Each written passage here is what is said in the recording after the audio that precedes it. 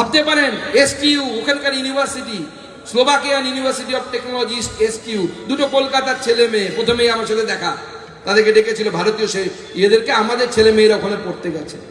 Jaguar কোম্পানিতে দেখলাম একের পর এক গাড়ি তৈরি হচ্ছে স্বয়ংক্রিয়ভাবে। তখনই মনে দুঃখ হলো যে সিঙ্গুরেও তো এই ফ্যাক্টরিটা হতে পারতো, কারণ জাগুয়ার কোম্পানির মালিক কিন্তু এখন টাটা। সেই টাটা, যেই টাটাকে ঝাঁটা হাতে মুখ্যমন্ত্রী বাংলা ছাড়া করেছেন, বাংলাকে লক্ষ্মী ছাড়া করেছেন। আপনি লক্ষ্মীর ভান্ডার দিয়েছেন মুখ্যমন্ত্রী, কিন্তু এই বাংলাকে যদি লক্ষ্মী ছাড়ার কাজ করে থাকে, সেই লক্ষ্মী ছাড়া করার কাজ এই তৃণমূল কংগ্রেস করেছে, আমাদের মুখ্যমন্ত্রী মমতা বন্দ্যোপাধ্যায় করেছে। ওই ফ্যাক্টরিটা হয়তো একটা ইউনিট, কিছুদিন পরে ওরা ভারতবর্ষের পুনেতে খুলবে। কোথায় খুলবে? পুনেতে। সরকারটা কার? কে? পুনেতে কার সরকার? মহারাষ্ট্রে কার সরকার? বিজেপি সরকার। আমাদের নেতা দেবেন্দ্র ফডনবিস সেখানে শাসন করছে। সেখানে জাগুয়ার কোম্পানির ইউনিট তৈরি হবে। আর পশ্চিমবঙ্গের জন্য কেন তৃণমূল নেতারা বলবে চপ ভাজুন, চপ ভাজুন রাস্তার পাশে? আর মুখ্যমন্ত্রী বলেছেন তো পুজো আসবে, একটা গাছ নেবে, তাতে দুটো মুড়ি দেবে, 4টে বাদাম দেবে, তারপর ঝালমুড়ি বিক্রি করবেন। অনেক টাকা নাকি রোজগার। কি বলেছিল কিনা? বলেছিলেন উনি? আমার একটা ছোট্ট প্রশ্ন, সাদা মনে একটা ছোট প্রশ্ন, মাননীয় মুখ্যমন্ত্রী, ওতে যদি এত টাকা রোজগার হয়, তাহলে আপনার ভাইপোটা কেন কয়লা পাচার করতে যায়, কেন গরু পাচার করতে চায়? তাকেও তো কৌটো ধরে বসিয়ে দিতে পারতেন, ঝালমুড়ি ঝালমুড়ি ঝালমুড়ি ঝালমুড়ি করত। তাকে কিন্তু আপনি দেন না। আপনার পরিবারের লোকেদের, তাদেরকে কিন্তু এইসব করতে বলেন না। তারা সমাজ সেবা করেন, কোটি টাকার মালিক হয়ে যান।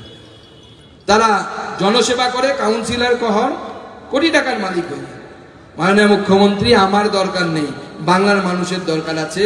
আপনি একবার মঞ্চ থেকে বলুন, আপনার নেতারা, আপনার পরিবারের লোকেরা এত কোটি টাকার সম্পত্তির মালিক কিভাবে সমাজ সেবা করে হয়। আমি বিজেপির কর্মী সহ বাংলার বেকার যুবকদের সবাইকে বলবো, তৃণমূলের ওই দেখানো পথে সমাজ সেবা করো, সবাই কোটিপতি হোক, সবার মঙ্গল হোক, সবার ভালো। মুখ্যমন্ত্রী বলেন না, বলে ভাইপোকে বলবো, আর কাউকে বলবো না। ভাইপোকে ছাড়া উনি কাউকে বলবেন না। মাননীয় মুখ্যমন্ত্রী, আপনি যত লণ্ডভণ্ড করার চেষ্টা করুন, বাংলার মানুষ সিদ্ধান্ত নিয়েছে 26-এ তৃণমূল কংগ্রেসকে লণ্ডভণ্ড করবে। কি করবে? তো করবে তো। গতবার আমরা বলেছিলাম এইবার 200 পার হয়নি, 77 হয়েছিল। তাই নিয়ে আমাদেরকে ক্রিটিসিজম করে, তৃণমূল অনেক কথা বলে। তাই এবার বলছি, এইবার পগার পার। এইবার তৃণমূল কংগ্রেস পগার পার হবে এবং ভারতীয় জনতা পার্টি জয়লাভ করবে। তাই আমাদের নেতারা যেটা বললেন, এসআইআরটা ভালোভাবে অংশগ্রহণ করুন, আনন্দের সাথে করুন, ভয় পাবেন না। আর সজলের কথার সাথে আমি একমত, মার খেয়েছি বলবেন না, মার খেয়েছি বলবেন না। কি বলবেন তাহলে? বলবেন মেরেছো কলসির কানা, তাই বলে কি প্রেম দেবো না? তৃণমূল কংগ্রেসকে একটু প্রেম দিয়ে তারপরে আমাদের কাছে আসবেন, বাঁচানোর দায়িত্ব আমাদের, সুকান্ত মজুমদার বাঁচানো। মার খাবেন না, অনেক মার খেয়েছি। হিন্দু জাতির মার খেতে খেতে পিঠ দেয়ালে ঠেকে গেছে, আর মার খাওয়া যাবে না। লড়াই করুন, প্রত্যেকটার উত্তর দিন। মনে রাখবেন, আমরা ডক্টর শ্যামাপ্রসাদের উত্তরসূরি। উনি কি বলেছেন? অন্যায় দেখলে প্রতিবাদ করো, প্রতিরোধ করো, প্রয়োজনে নাও প্রতিশোধ। আমাদের শাস্ত্র তাই বলছে। ডক্টর শ্যামাপ্রসাদ মুখার্জি, আমার সাংবাদিকরা জিজ্ঞেস করবেন, আপনি বুলডোজারের কথা বলছেন, অমুকের কথা বলছেন, আপনি কি মারার কথা বলছেন? আমি একজন হিন্দু, আমি আমার শাস্ত্রের কথা বলছি। আমার শাস্ত্র কি বলছে? অহিংসা পরম ধর্ম, ধর্ম হিংসা তথৈব চ।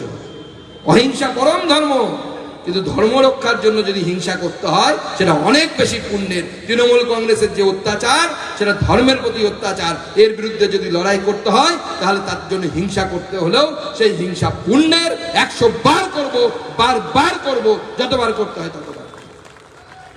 বাংলার মাটিতে বাবরি মসজিদ দেখতে হবে, আর আমরা চুপ করে বসে থাকবো? হবে না।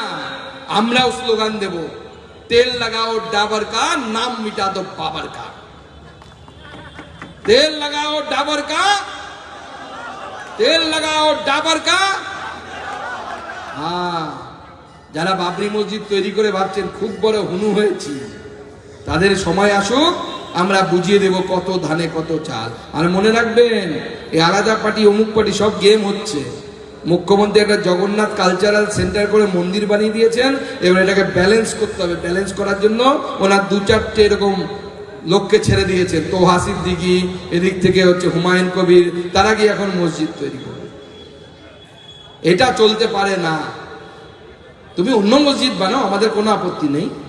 বাবর তো ভারতবর্ষ আগে আক্রমণ করেছিল, ভারতবর্ষের হিন্দু মুসলমান সবাইকে কেটেছিল। কাকে কাটেনি? ইব্রাহিম লোদি তো মুসলমান ছিল, তাকে মারেনি বাবর? তাকে মেরেছে। তার নামে কেন আমাকে মসজিদ করতে হবে? তুমি নিজের নামে মসজিদ করো, হুমায়ুন কবির মসজিদ, কে মানা করেছে?